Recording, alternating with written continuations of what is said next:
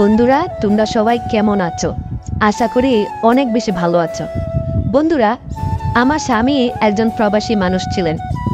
তিনি আসলে তার সারাটা জীবন প্রবাসী তিনি কাটিয়ে দিয়েছেন। সেই ছোটবেলা থেকে এখনও তিনি ওই দূর প্রবাসে পড়ে আছেন। 5 বছরে তিনি একবার ছুটি নিয়ে আসেন, শুধুমাত্র 3 মাসের জন্য। যাই হোক, এদিকে আমার শ্বশুর ছিল একজন শিক্ষক মানুষ। সে এখন অবসরপ্রাপ্ত। কিন্তু আমি এই বাড়িতে বিয়ে করে আসার আগেই আমার শাশুড়ি অনেক আগেই মারা গিয়েছিল। শ্বশুর তখন থেকেই একা একা থাকতো। কিন্তু এত বড় বাড়ি, তাছাড়া আমার স্বামী সেও বিদেশে থাকে। তাই আমার শ্বশুর তার ছেলে রাজুকে বিয়ে করিয়ে দিয়েছে। আর এই বাড়িতে মূলত এখন আমি আছি এবং আমার শ্বশুর আছে। বন্ধুরা, আমার শ্বশুর বাড়িতে একা একা থাকে বলে সে তার ছেলেকে বিয়ে করিয়েছে। এখন আমি এই বাড়িতে এসেছি। আমি আর শ্বশুর বাড়িতে একাই থাকতাম। আমি আমার ঘরে থাকতাম আর শ্বশুর শ্বশুরের ঘরে থাকতো। আমার স্বামী রাজু, সে আসলে বিদেশে থাকলেও তার মনটা দেশে পড়ে থাকতো তার বাবার কাছে। রাজু তার বাবাকে খুব সম্মান করে, খুব শ্রদ্ধা করে। সে তার বাবাকে ভীষণ ভালোবাসে, তার জীবনের চাইতেও খুব বেশি। কেননা তার মা সেই ছোট্টবেলায় মারা গিয়েছিল। সে তার বাবার কাছেই বড় হয়েছে। বাবা তাকে শিক্ষিত করেছে এবং খুব ছোটবেলায় পড়াশোনা শেষ করে সে বিদেশের উদ্দেশ্যে পাড়ি দিয়েছে। এই পৃথিবীতে আপন বলতে রাজু শুধু তার বাবা আছে। এই জন্য সে তার বাবাকে খুব বেশি ভালোবাসে। তার বাবার হাজারটা অন্যায় করলেও তার কাছে যেন দুধে দোয়া তুলসী পাতা। যাই হোক বন্ধুরা, আমার স্বামী প্রবাস যেহেতু থাকে, বুঝতেই পারতেছো তোমরা, শ্বশুর আমাকে প্রতিদিন বাধ্য করত। আমি শ্বশুরকে কোনোভাবেই মানা করতে পারতাম না। শ্বশুর আমাকে প্রথমে এরকম কোনো আচরণ করে নাই, পরে সে আমার সঙ্গে ধীরে ধীরে একটা সম্পর্ক তৈরি করে এবং আমাকে বর্তমানে সোনা দানা গোল্ড সব কিছু দিয়ে সে ভরে রেখেছে। তাছাড়া আমি শ্বশুরের কাছে বন্দী হয়ে পড়েছি। আমিও এই জায়গা থেকে কোনো সহজভাবেই বের হতে পারতেছি না। বলা চলে এক প্রকার সে আমাকে প্রায়ই বাধ্য করত। তো বন্ধুরা, আজকে তোমাদের জন্য পুত্রবধূ এবং শ্বশুরের একটি বাস্তব ধরনের একটি গল্প নিয়ে হাজির হয়ে গেলাম। আশা করি বন্ধুরা, এই গল্পটা শুনলে তোমরা খুব বেশি বিনোদন পাবে এবং তোমাদের মনে আজকে অনেক বেশি নাড়া দিবে। তাহলে চলো বন্ধুরা, গল্পটা শুরু করি। আর গল্পটা শুরু করার আগে বন্ধুরা, আমি আমার পরিচয়টা তোমাদেরকে দিয়ে নেই। বন্ধুরা, আমার নাম বর্তমানে, আসলে আমাকে বাড়িতে সবাই আজম নাহার বলে ডাকতো, আর আমার শ্বশুরও আমাকে আজম নাহার বলেই ডাকে। তো আমার নাম আজম নাহার। কিন্তু বন্ধুরা, আমি একজন ধার্মিক মেয়ে। আমি আসলে বিয়ের পর সবসময় শাড়ি পরতে পছন্দ করি এবং একটু ভাজা পোড়া খেতে খুব বেশি পছন্দ করি, যেটা আমাদের দেশের মানুষ খুব বেশি পছন্দ করে। এই যেমন পিঠা, তারপর হচ্ছে বিভিন্ন জাতের মুগলাই কিংবা ওই হোটেলের কোনো খাবার। হ্যাঁ, তাছাড়া আমি নিজেই রান্নাবান্না করতে বেশ পছন্দ করি। আর আমার শ্বশুরকে আমি মাঝে মধ্যেই পিঠা বানিয়ে খাওয়াই। তাহলে বন্ধুরা, মূল গল্পে চলে যাই। বন্ধুরা, আমার স্বামী আমাকে বিয়ে করে 3 মাসের জন্য সে আমাকে সময় দিয়েছিল। কিন্তু 3 মাস তার ছুটি শেষ হওয়ার পর সে আবার বিদেশের উদ্দেশ্যে চলে যায়। সে মূলত মালদ্বীপে বর্তমানে বসবাস করতেছে। সেখানে একটা রিসোর্টে সে থাকে। তাছাড়া সে ওই রিসোর্টের ম্যানেজার। বেতনও বাংলাদেশি টাকায় প্রায় 60 থেকে 70 হাজার টাকা পায়। এত টাকার মায়া ছেড়ে সেও চাকরিটা সহজে ছাড়তে পারে না। এদিকে আমাদের দেশের বাড়িতে অনেক টাকার সম্পদ আছে। এই যেমন ফসলের জমি আছে, কৃষি জমি আছে, তাছাড়া 2-3টা পুকুর আছে, আমাদের নিজস্ব বাড়ি আছে, সব কিছুই আছে আমাদের। আর আমাদের খাবার মতো তেমন কোনো লোক নেই। কিন্তু আমার স্বামীর 2 বোন আছে, আর তাদের বিয়ে হয়ে গেছে। কিন্তু তাদের একটা মেয়ে, ওর নাম হচ্ছে স্বর্ণালী। স্বর্ণালী আমার সঙ্গেই থাকতো। তাছাড়া ও খুব ছোট। আমার কাছে ও থাকতো, আমাকেই আসলে মামি মামি বলে ডাকতো, খুব আদর করি আমিও। তাছাড়া ও আমাকে রান্নাবান্নায় ভীষণ হেল্প করে। এদিকে আমার শ্বশুর আব্বা একজন আসলে প্রাথমিক বিদ্যালয়ের একজন রিটায়ার্ড কর্মকর্তা। তিনি একজন শিক্ষক মানুষ, এলাকায় তার বেশ সুনাম রয়েছে। তাছাড়া তিনি বেশ ভালো একজন মানুষও বটে। কিন্তু তিনি শিক্ষক হলেও বন্ধুরা, আপনারা তার শরীর বা তার বডি ফিগার দেখলে একদমই বিশ্বাসই করতে পারবেন না যে উনি একজন স্কুল শিক্ষক। উনি কিন্তু বেশ আসলে কি বলবো, হাস্যোজ্জ্বল একজন মানুষ, শ্যামলা তার গায়ের রং। তাছাড়া তিনি বেশ শক্তিশালী একজন পুরুষ। এই তিনি যেমন স্কুলের শিক্ষকতা করেন, শিক্ষকতার পাশাপাশি তিনি আসলে ফসলের জমিও করেন, কৃষি আবাদও করেন। এটা তার শখের বশতে করেন, কারণ তিনি কৃষি করতে খুব ভালোবাসেন। তাছাড়া উনি মানুষটাও কিন্তু ওই রকম, ওনার শক্তিশালী শরীর দেখলেই বোঝা যায়। অনেক মানুষ আছে যারা জিমে গিয়ে সিক্স প্যাক বডি বানায়, কিন্তু বন্ধুরা আপনারা জেনে খুব বেশি অবাক হবেন যে আমার শ্বশুর কোনো জিমে টিমে কোনো কিছুতেই যান না, বাট উনার বডি ফিগার দেখলে আপনারা অবাক হবেন যে উনি কি সত্যি জিম করে। না, উনি মাঠে কাজ করে, সকালে ব্যায়াম করে, রাতের বেলা উনি কোনো ভাত খায় না, রুটি খায়। তো ওনার শরীরের ফিটনেস নিয়ে আসলে উনি খুবই চিন্তিত। ওনার বয়স হয়েছে প্রায় 45+ বয়স। তারপরও বন্ধুরা ওনার শরীর দেখলে মনে হবে এজন্য 25 বছরের কোনো টকবকে যুবক। আমার শ্বশুর যখন প্রায় সময় আমার কাছে এসে সে দাঁড়ায় কোনো না কোনো কারণে, আমার মাঝে মধ্যে মনে হয় যে এটা আমার শ্বশুর, আমার বিশ্বাস হয় না। আমার মনে হয় এ যেন আমার স্বামীর আর একটা ভাই, বড় ভাই, আমার কাছে এরকম মনে হয়। যাই হোক, সে খুব শক্তিশালী পুরুষ। তাছাড়া আমাকে খুব সম্মান করে, খুব রেসপেক্ট করে। কিন্তু তার শরীরে আসলে মাঝে মধ্যে আমি টিপে দিতাম, কারণ একটু বয়স্ক মানুষ তো, সে আসলে টিপাটিপি খুব বেশি পছন্দ করতো। তার শরীরে বেশ কিছু এটা তার ছোটবেলা থেকে অভ্যাস। আমার শাশুড়িও তাকে এইভাবে মাঝে মধ্যে তেল মালিশ করে দিত। খুব ভালোবেসে আমি তাকে এই সম্মানটুকু করতাম আর কি। আমার শ্বশুর আব্বা প্রায় সময় সে আসলে মাঠে কাজ করত, এই যেমন ধানের কৃষি জমিতে। এবং রাতের বেলায় সে আমাকে বলতো, বৌমা আমার পিঠে ব্যথা করতেছে, আমার হাত পাটা একটু ব্যথা করতেছে, একটু টিপে দিবে তেল করে। আমি শ্বশুর আব্বাকে ভালোবেসে প্রায় সময় সরিষার তেল, রসুন, পেঁয়াজ এবং শুকনো মরিচ গরম করে সেই সরিষার তেল আমি তার হাতে পায়ে ভালোভাবে আসলে মালিশ করে দিতাম। এইটা দেওয়ার পর শ্বশুর আব্বা বেশ শান্তি পেত এবং সে আমাকে বলতো, বৌমা তোমার হাতে বেশ জাদু আছে, আরে তোমার হাতের ছোঁয়া পেতেই আমার শরীরের সমস্ত ব্যথা সব কিছু নিমিষেই ভালো হয়ে গেছে। শ্বশুর আব্বাও আমাকে বেশ ভালোই বাসত। কিন্তু বন্ধুরা, আমাদের পুত্রবধূ এবং শ্বশুরের জীবন এইভাবে কয়েকদিন বেশ ভালোই চলল। একদিন আমি হঠাৎ করে খেয়াল করলাম শ্বশুর আব্বা আমার একটা ছবি তার মোবাইলে সে নিয়ে সে ওই ছবিটার দিকে তাকিয়ে হাত দিয়ে কি যেন করতেছে। আমি ঘরে ঢুকতেই শ্বশুর আব্বা সবকিছু স্বাভাবিকভাবে মেনে নিল। তাড়াতাড়ি সে তার কাজ বন্ধ করে দিল। আমি আব্বাকে বললাম, বাবা আপনি কি কাজ করতেছেন ঘরের ভিতরে, আর এই মোবাইল হাতে কেন? আমার মোবাইল হাতে আপনার? আমি তখন দেখি শ্বশুর আব্বা আমার মোবাইল ফোনটা নিয়ে সেখানে ডিসপ্লের উপরে আমার একটা ছবি দেওয়া, এবং সেই ছবির উপর শ্বশুর আব্বা কি যেন করতেছিল। আমি বাবাকে বললাম, বাবা আপনি আমার ছবি দিয়ে কি করতেছেন? শ্বশুর আব্বা তখন বলল, না বৌমা, এই ছবিটা বেশ সুন্দর হয়েছে, আমি সেটাই দেখার চেষ্টা করতেছি। তুমি আগের চাইতে একটু মোটা হয়ে গেছো। আমি বললাম, আগের চাইতে একটু না শ্বশুর আব্বা, অনেকটাই মোটা হয়ে গেছে আপনাদের বাড়িতে আসার পর। আসলে এখানে আমার তেমন কোনো কাজ করতে হয় না তো, বাড়িতে কত কাজ করতাম, এখানে শুধু খাই আর ঘুমাই। শ্বশুর আব্বা আমাকে বলতেছে, বৌমা তোমার এই ঘরের বন্দি জীবন ভালো লাগে? আমি বললাম, না, আমি তো গ্রামে থাকতে, বাড়িতে থাকতে সারাক্ষণ ঘুরে বেড়াতাম বান্ধবীদের সঙ্গে। ওই জাম্বুরা পারতাম, ভর্তা করতাম, কলা ভর্তা করতাম, এই করতাম সেই করতাম, কত কিছু করতাম, আনন্দ করতাম।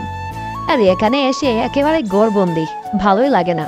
শ্বশুর আব্বা তখন আমাকে বলতেছে, বৌমা যদি তুমি কিছু মনে না করো তাহলে আমরা একটা রিসোর্ট থেকে চলো কোথাও ঘুরে আসি। আমি বাবাকে বললাম, এখন কোথায় ঘুরতে যাব বাবা? শ্বশুর আব্বা তখন আমাকে বলল, আমরা চলো পাহাড় দেখতে যাই, আর সঙ্গে সমুদ্র দেখতে যাব।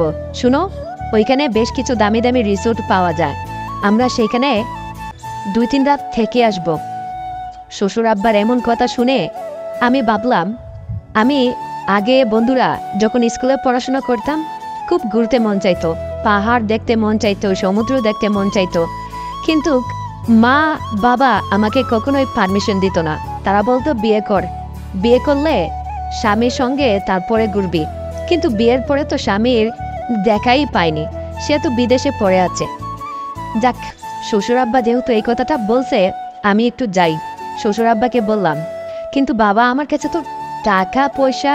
শ্বশুর আব্বা বলল, হায় বৌমা তুমি কি বলতেছো? আমার সঙ্গে তুমি যাবে, তোমার আবার কিসের টাকা পয়সা? টাকা পয়সা যা লাগবে সব কিছু খরচ করবো আমি, আরে আমার কি কম আছে নাকি? আমি বললাম, বাবা আপনার এত টাকা পয়সা, তাহলে আপনার ছেলে বিদেশে পড়ে আছে কেন? বলল, সবাইকে নিজের পায়ে দাঁড়াতে হয়, ঠিক আছে। যাই হোক, আমরা রওনা দিলাম, সব কিছু ঠিকঠাক।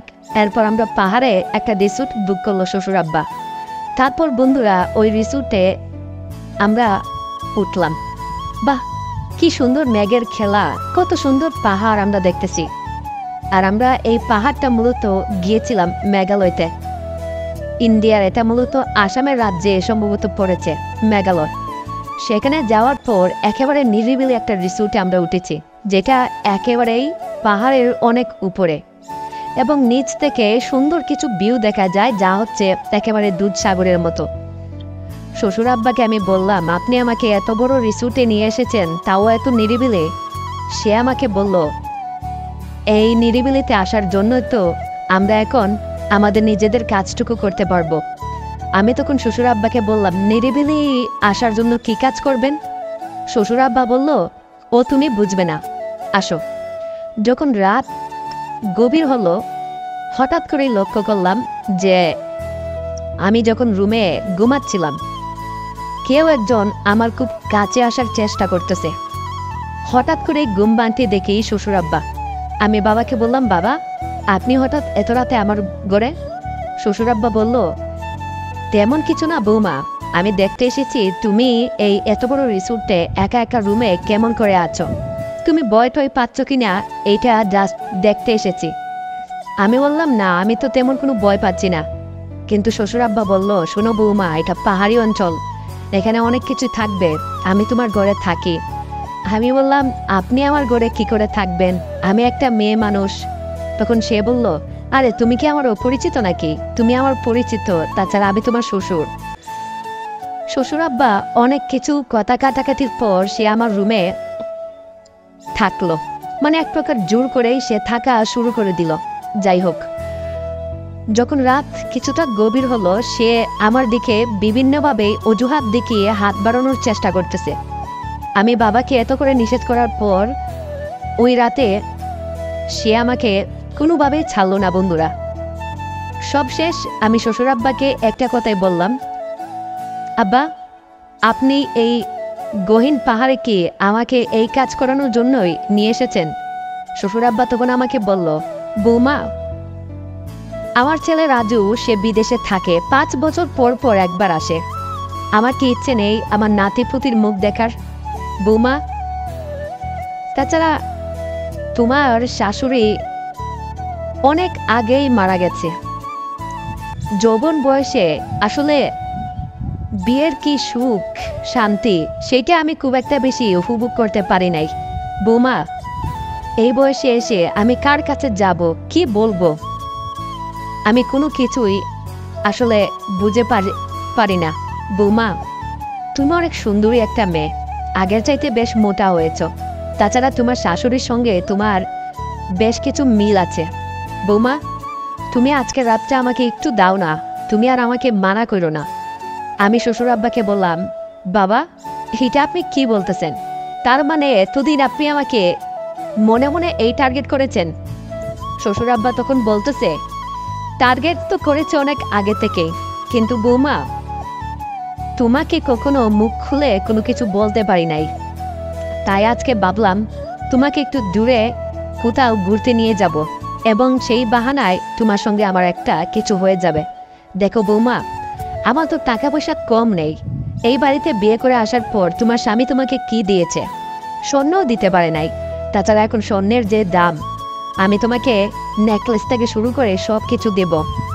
তারপর বন্ধুরা আমাকে শিলং বাজারে নিয়ে গিয়ে সেখানে স্বর্ণের একটি দোকানে নেকলেস কিনে দিল, শাড়ি কিনে দিল, বেশ কিছু টাকা দিল। পরের দিন রাত শ্বশুর আব্বা আবার আমার কাছে আসলো, কিন্তু আমি তখন স্বর্ণের লোভে শ্বশুর আব্বাকে আর কোনো কিছু বলতে পারি নাই। সে তখন এক প্রকার আমার কাছে এসেছে ওই রাতে রিসোর্টে। আমি তাকে কিছু না বললেও সে তার নিজের মতো করে সারাটা রাত আমার উপর যুদ্ধ চালিয়েছে। এই বুড়ো বেটা এই বয়সে তার এত পাওয়ার, এত শক্তি, সত্যি আমি কখনো চিন্তাও করতে পারি নাই, আমি কখনো ভাবতেও পারি নাই যে এই বুড়ো লোকের যে এত শক্তি হবে। তাছাড়া উনি আমাকে এইভাবে নাড়িয়ে দিয়েছিল বন্ধুরা। তারপর যাই হোক, আমরা পাহাড় দেখা শেষ করে বাড়িতে ফিরলাম। তখন শ্বশুর আব্বা আমাকে আরও কিছু টাকা দিল, এবং আমার মা বাবাকে দেওয়ার জন্য বেশ কিছু টাকা আমাকে গিফট করলো। আমাকে সোনা দায়না গোল্ড সব কিছু কিনে দিল। এক প্রকার বলতে গেলে সে আমাকে টাকা দিয়ে কিনে নিয়েছে। এখন আমি আমার শ্বশুর আব্বাকে চাইলেও আর কোনো কিছু বলতে পারি না। এক প্রকার সে আমাকে বাধ্য করে নিয়েছে।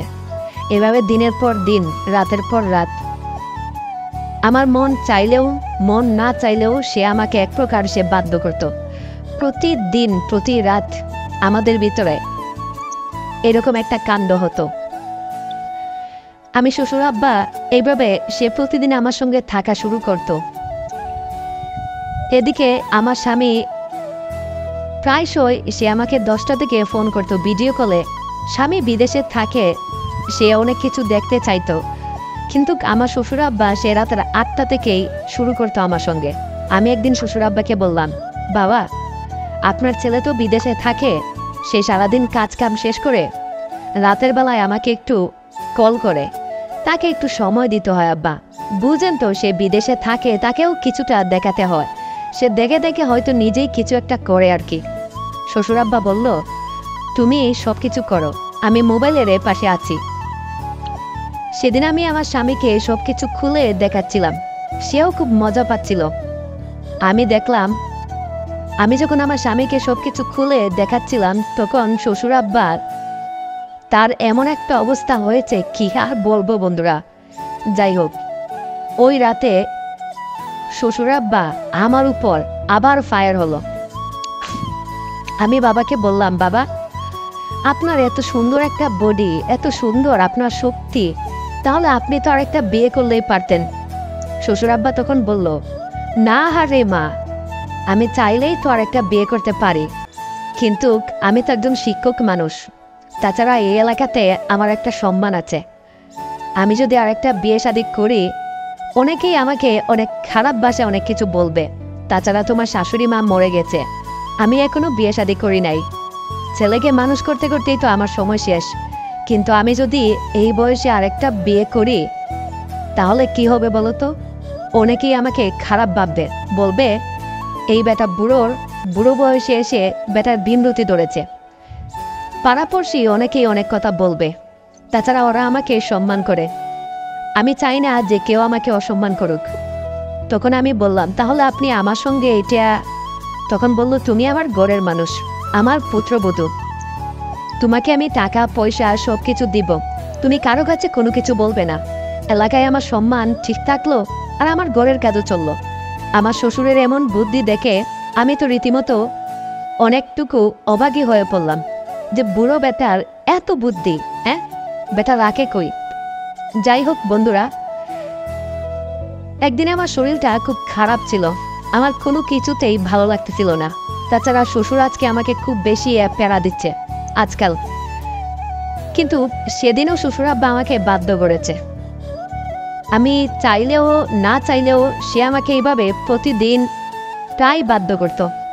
আমার মন চাইলেও মন না চাইলেও কি করব কোনো কিছুই মাথায় কাজ করতেছে না। এই বেটা বুড়ো বেটাকে আমি এখন নাও করতে পারি না।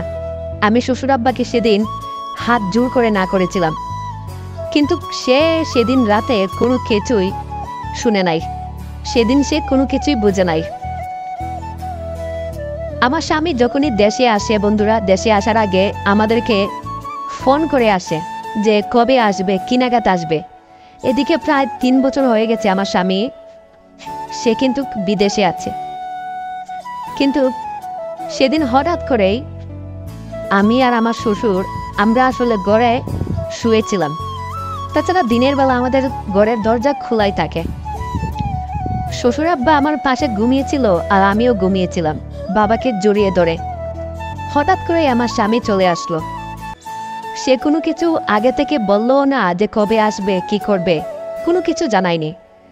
হঠাৎ করে সে চলে আসলো এবং আসার পরে দেখলো আমি আর শ্বশুর আব্বা একসঙ্গে শুয়ে আছি। একসঙ্গেই আমরা একই রুমের ভিতরে।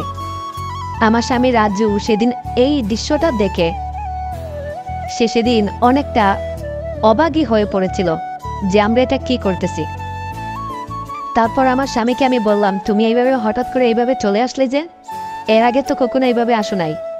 স্বামী তখন বলল সে চাকরিটা ছেড়ে দিয়েছে, সে ওই জায়গায় ঝগড়া করেছে, ঝগড়া করে সে চাকরিটা ছেড়ে এবং আমাদেরকে কোনো কিছু না বলেই হঠাৎ করে আমাদেরকে সারপ্রাইজ দিবে বলে, কিন্তু সে আমাদেরকে সারপ্রাইজ দিবে এসে সে নিজেই সারপ্রাইজ হয়ে গেল আমার শ্বশুর আব্বাকে এইভাবে দেখে।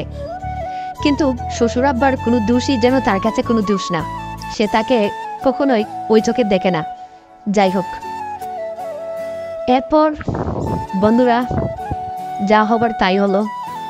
আমার স্বামী বিদেশ থেকে এসে দেখলো আমার পেট অনেক উঁচু হয়ে গেছে, আমার গর্ভে এখন সন্তান আছে।